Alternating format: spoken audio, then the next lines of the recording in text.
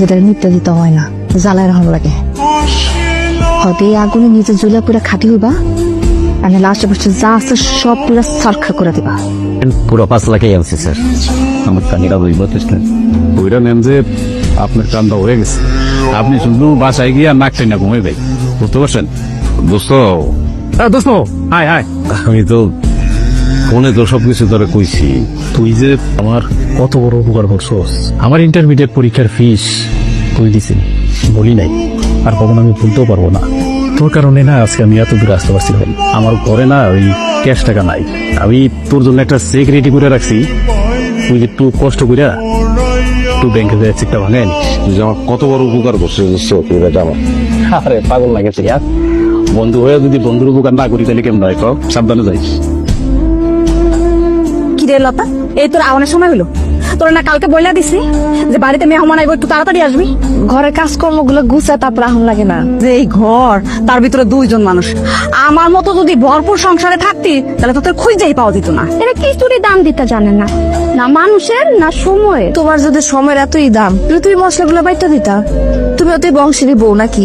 মশলা বাটু আমি হইছি এই বাড়ির মেহমান, আর তুমি আইছো এই বাড়িতে কাম করতে। তুমি ভুলা যাও না কিন্তু, তোমার আগে এই বংশে আমি বউ হয়ে আইছি। যার জামাই বাদাই মা তার আবার আগে আর পরে। কি শুরু করলি লতা? তোরে ডাইকে কি ভুল করছি? তোর যদি সমস্যা থাকে আমারে বলবি। এই গ্রামে কি কাজের লোকের অভাব আছে? যা মশলাগুলো বাইটা লো। অল্লাগে লাগতে গেছে না? আমি লাগতে যাবো কেন? ভাব দেখলে মনে হয় জমিদারের নাতি। ভাব তো একটু থাকতেই পারে, লোকমান নাকি বিদেশ যাইব। যাইতে কোয়েন আইছিল না আপনার ছোট মিয়ার কাছে টাকা চাইতে, দিছি না ডাবরানি? ছোট মেয়ের কাছেও গেছিল, তোমার চাচার কাছে আইছিল, দেয় নাই, খেদাই দিচ্ছে। ভালো করছে। টাকা জোগাড় হইছে? তোকে পানি গেলে কি হয়েছে? কই কিছু হয় নাই তো। চাচা বইতে গেছিলা? হ, কি কইছে এরা? কিছু না। এই প্রত্যেকটা লোকের লেগে আমি কি না করছি। টাকা আমি পাইছিল, তা কেটা দিছে জানো? কেলা এগুলো সব তো চাষির গয়না। এই গয়না যার সেও একদিন দুনিয়া ছেড়ে চলে গেল, আমার তো আর কেউ নাই। এগুলো রাইখা দিয়েছিলাম, আর মনে মনে আল্লাহরে কইছিলাম, আল্লাহ এই জিনিসের হেফাজত তুমি কইরো, যদি কোনোদিন কোনো মানুষের উপকারে লাগে তাহলে দিও। এটা তোর না ছিল রে বাপ, আমি তরে দিলাম। চাচা এটা কি গণ, এই জিনিস তো নিতে পারবো না আমি।